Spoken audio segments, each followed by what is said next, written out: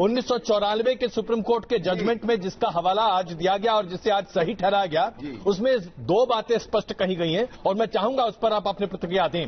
उस जजमेंट के तीसरे पन्ने में सबसे पहले यह लिखा गया है कि हिंदू होने का मतलब यह है कि इस देश में हर दूसरे धर्म और पंथ को सौहार्दपूर्ण तरीके से आगे बढ़ने की इजाजत हिंदू देता है, क्योंकि हिंदू का मतलब होता है समावेशी। और इसी तर्ज पर देश में यानी कि हिंदुस्तान में तमाम अन्य धर्म आए और उन्होंने अपनी स्थापना की।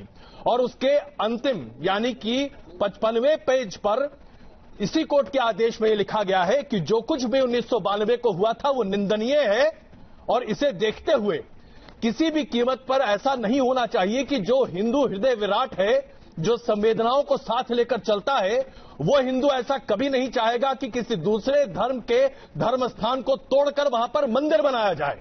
तो अब आप मुझे बताइए, जिस हिंदू हृदय सम्राट की व्याख्या आप सब लोग करते हैं, वहां सहनशीलता सबसे आगे है। कोर्ट ने इस बात को माना भी है।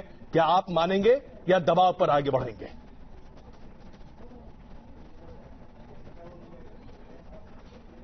नहीं, मैं आप अगर अपने प्रश्नों को सुधार लें तो ज्यादा अच्छा होगा।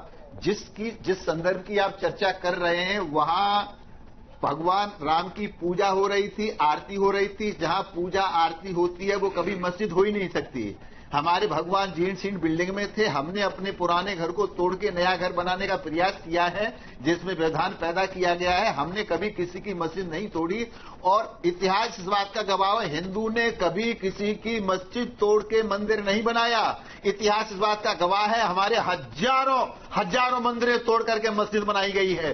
तो हम सबका सम्मान करते हैं, लेकिन लोग सम्मान की अपेक्षा करते हैं, उन्हें हमारा भी सम्मान करना चाहिए। हमने मक्का नहीं मांगा, हमने मदीना नहीं मांगा, हमने हमारे आराध्य प्रभु श्री राम जो हैं उन श्री राम की जन्मस्थली को मांगा है। एक भी मस्जिद सारे विश्व में हिंदुओं ने नहीं तोड़ी और मुसलमानों ने हमारे हजारों मंदिरों को तोड़ा है। तो हम मस्जिदों का सम्मान करते हैं, हम गिरजाघरों का सम्मान करते हैं, पर हमारे मंदिरों का भी सम्मान करना पड़ेगा।